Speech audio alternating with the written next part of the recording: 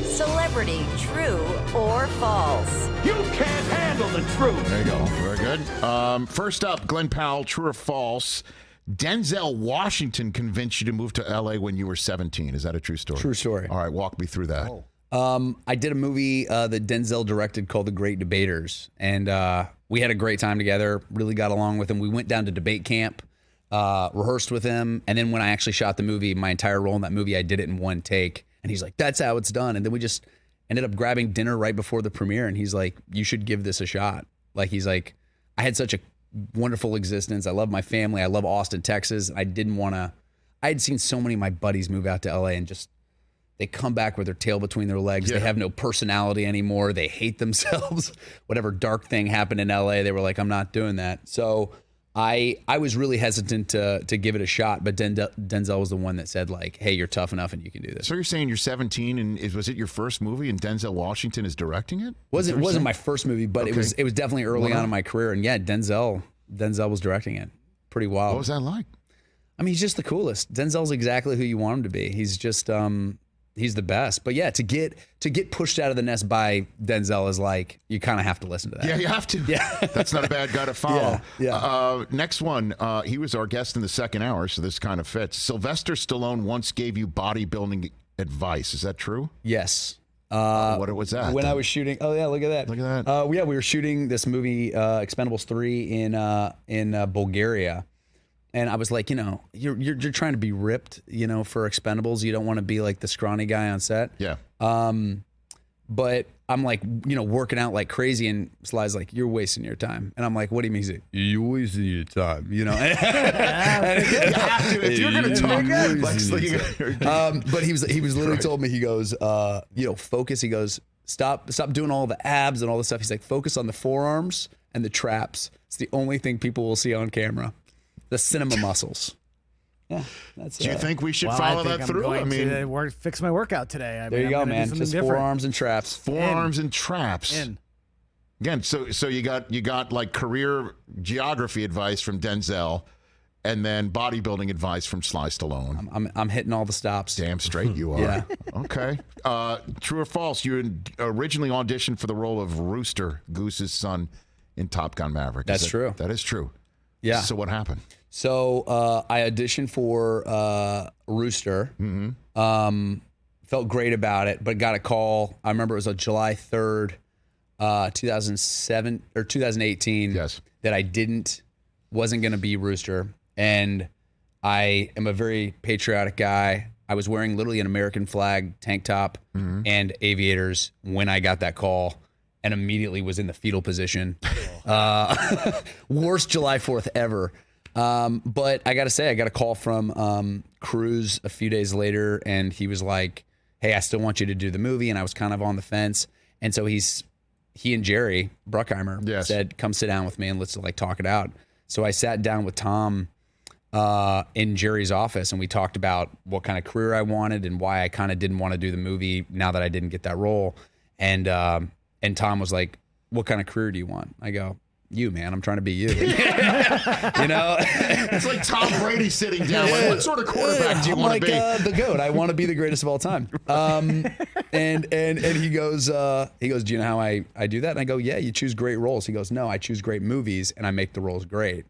And it kind of just changed my perspective on it, where even if you're a great player on a great team, right? It's better than being a star player on a losing team. It's better to be, on a championship team. And that was one of the things that Tom really changed my perspective on all that, where even being a small part of the Top Gun ride has changed my life forever. So I'm really glad I listened to him.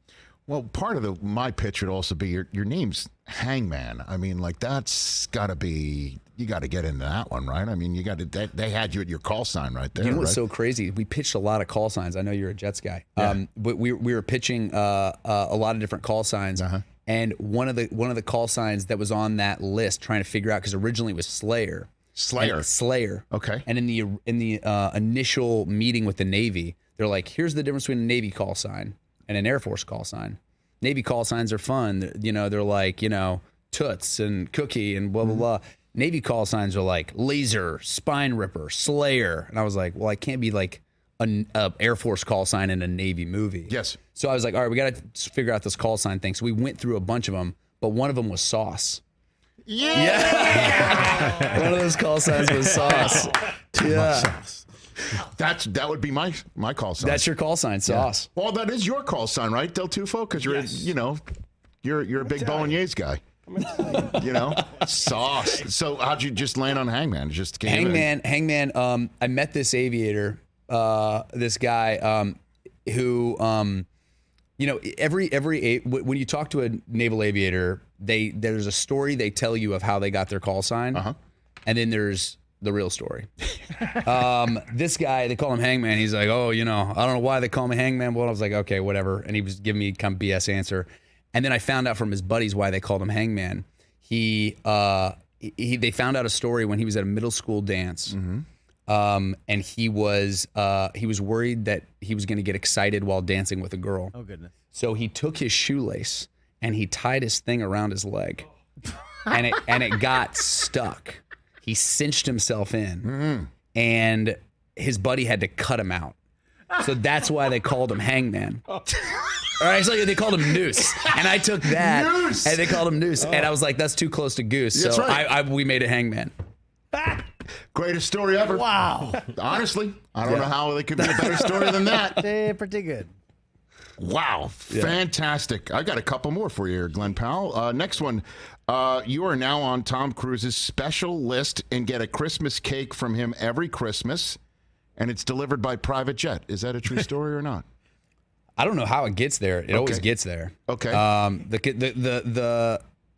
Tom. I know that Tom has an operation, a cake operation, around the world. It's not. The cakes are not getting flown from one location.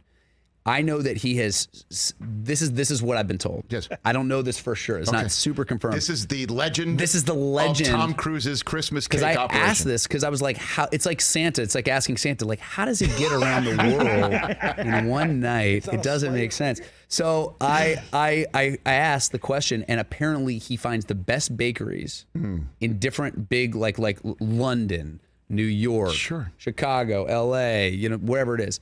And he will find the best bakeries, give them the recipe. The recipe to the cake. I think I have and it. he will ship them out from there. I don't know if it's by private jet, but I do know that there's a large cake operation going on probably as we speak. I'm told it's this is either true or false. A coconut bunned cake with chunks of white chocolate. That's true. I want that. It's a damn good cake. So he calls these bakeries and says, "I don't want your best chocolate." A coconut bun cake. I want you to make. No, he's got his thing. He's got the. I'm telling you, it's the best cake. I actually throw a party at my house whenever the cruise cake. Since we shot the movie, I literally when the cake comes in, my friends are like, hit me up like, hey, is the cruise cake here yet? Is the cruise cake here? So I'll literally have the cruise cake. I'll throw like a party and everybody can have a slice of the cake. Just one? He just sends one? Just one cake. Yeah, I don't think. Look, you can't get greedy. I mean, you can't snore if Tom Cruise is making you. If you're on the cake list, don't get what you don't ask for. I just love it. Your friends are like, "Is the cruise cake here yet?" The cruise cake, yeah, it's legendary. Fantastic. I mean, it really is that good. Sounds of it. Fantastic. Last one, true or false, Glen Powell? You have a pet capuchin monkey named Charlie. My Aunt Honey has a capuchin monkey named Charlie. Not you. No, I do not personally, have. I did not adopt Charlie myself, my family, but Charlie is part of the family. Charlie's been our family for probably 12 years now, and is like a little brother.